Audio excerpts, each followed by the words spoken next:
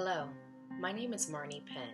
I'm a tour guide at Eastern State Penitentiary, and I'd like to invite you to a bi-weekly recap of news stories covering the pandemic of COVID-19 on our criminal justice system. We will be examining how prisons, jails, staff, incarcerated people, and other stakeholders are handling the pandemic. On Friday, Attorney General William Barr outlined plans to use his newly expanded power to accelerate the release of some federal prisoners.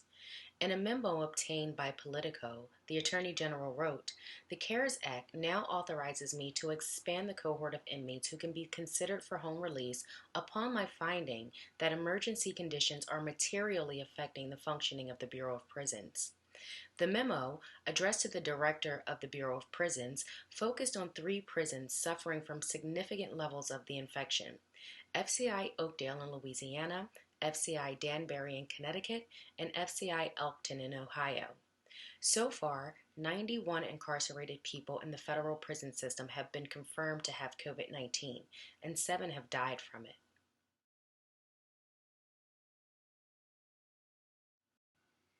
Britain announced Saturday it is preparing to release 4,000 incarcerated people in an effort to slow the spread of coronavirus in its prisons. Similarly to the United States, only people with non-violent, non-sexual related convictions will be eligible for release. Those released will be under home confinement with electronic supervision.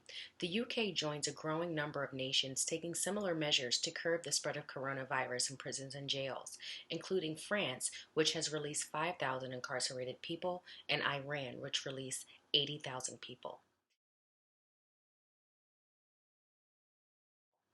As of Tuesday, 54 incarcerated people in the Philadelphia jail system have tested positive for COVID-19. Blanche Carney, commissioner of the Philadelphia Department of Prisons, announced new measures to mitigate the spread of the virus, including issuing PPE equipment to prison staff and temperature checks of staff members before they enter the city's correctional facilities. As debates mount in the U.S. over releasing at-risk prisoners, the coronavirus has caused chaos in European prisons. 12 members of the New York City Police Department have died of COVID-19, and nearly 7,000 uniformed NYPD officers have called in sick. New York is an epicenter of the pandemic, with more than 68,000 cases of the virus and 2,700 fatalities.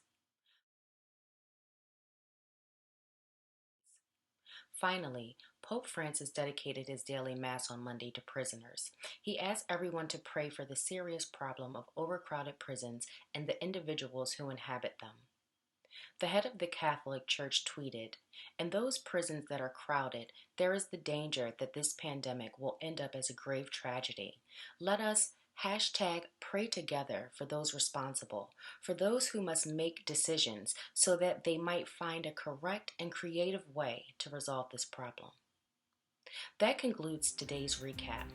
What measures do you think should be taken to prevent the spread of COVID-19 in prisons and jails? We look forward to your comments and thank you for listening.